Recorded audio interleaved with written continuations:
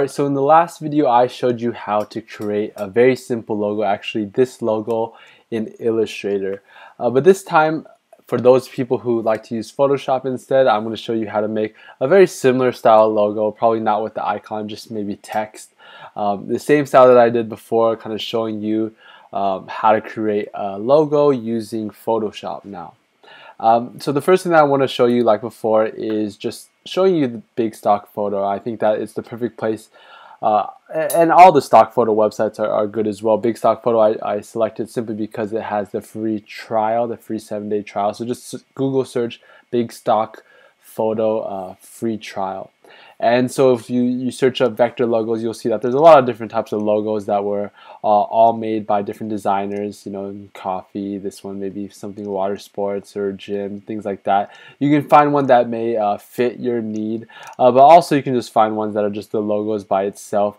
I guess you can call them the little icons on the left. Some websites have that style, some just have the basic text like on, for example, Facebook. But to find the actual font, now that we found kind of the icon or the picture, how do we find the font? And I mentioned this in the other video as well. But pretty much you can go to Dafont.com, Dafont.com, and you can find a bunch of different fonts, and all of these are free. Some of them are paid, kind of that freemium model. They have certain parts that are free, certain parts that are paid. But yeah, you can download them all, and they'll say 100% free if the entire thing's free. Some for just demos, things like that, or personal use. And so you can just browse this. I actually clicked on top, so these are the the top rated fonts. This is kind of like an Amazon for fonts.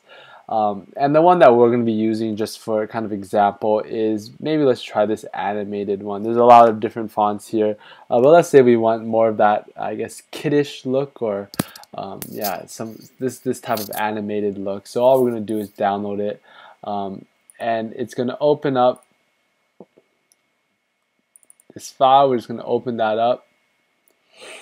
So this is also, I'm using a Mac, so that's how this works, how to install the font. You're just going to click install font now. And I have other fonts that are already previously installed. This one was called, I guess it was called animated, yeah, so it's this one right here. So it's installed, and you can use this in Microsoft Word, you can use this in Photoshop, anything that you want, it's there for you to kind of play around with. Okay, so after we've actually installed the theme, or installed the font actually, all we're going to do is open up Photoshop now, and we're going to go File and New. So what we're going to do is we're going to create something that has a width of 270 and a height of 68, and make sure the background is transparent. Okay, that's something that I do often forget. And the reason why I use this 270 by 68 is if we go into our dashboard of our WordPress website, we'll see under Appearance and Header, we'll see that the suggested width of our logo is 270 by 68. So that's why I chose 270 by 68, and always make sure to make it transparent.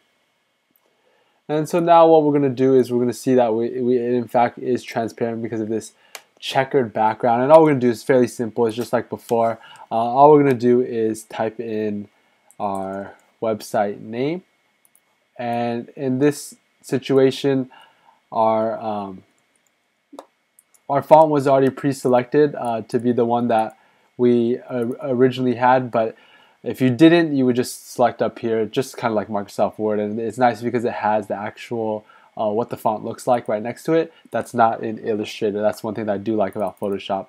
And so all we're going to do here is select the color, and we're just going to make it white. And the reason why we're making it white, same logic as before.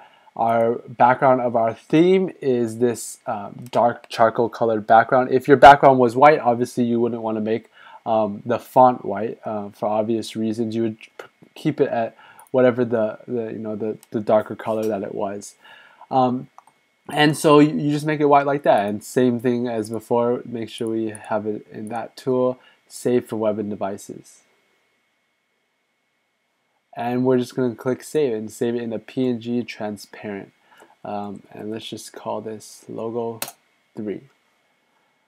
Alright, so that's pretty much what our logo is. All we're going to do is we're going to select it, and upload it in our dashboard. And it's going to ask us to crop and publish it. This is if we didn't choose the original 270 by 68, that will give us that option to crop it. And we're just going to save it. And then when we refresh our website, it'll go from that original logo that we had to now this more animated look. And I mean, it's up to you. I don't know what you prefer, what your kind of the look that you're going for. Depending on what look you're going for, you can obviously choose a font. Literally, there are 1,000 fonts on the font website that you can choose from. You can also add a tagline underneath. It'd be the exact same logic as before. You would just be adding another text right below, and you'd obviously want to make it smaller. And you could say, for example, if this was the travel website, your travel destination underneath, right? So yeah, that's pretty much how you would make a very basic textual logo, similar to, for example, a Facebook logo, right? It's very simple, not much to it. It's just text, right? And ultimately, a lot of these major websites, they just have a text-based logo because that's what it is. There's not much to it. It's very simple. It's professional. What I did want to show you why I brought up Facebook, why I also brought up in Google Chrome is, for example, say you didn't know what font that you wanted to use. How would you figure out? Say you went on a website and you said, "Oh yeah, I really like that font." Well, how would you figure out what that font was? Well, there's I guess it's called a Google extension. It's called Whatfont, Whatfont. And pretty much when you click on it, you can just hover over any word on a website and it'll show you what font is there. So the Facebook logo is Lucida Grande. And the reason why this is important is because, well, not all of us are that creative where we can just, find which font we like the best. Ultimately, maybe we may need, kind of somewhat of an inspiration. And all these fonts are readily available online. I don't know about this one. I haven't actually looked. But most of the fonts are all readily available online. So you could easily make a logo that's kind of similar. Obviously, don't make it exactly the same. But if you like, for example, even if you just like the font of a website, right, and you want to change your font of the entire website, even the blog post, things like that, this would be a perfect tool to do that.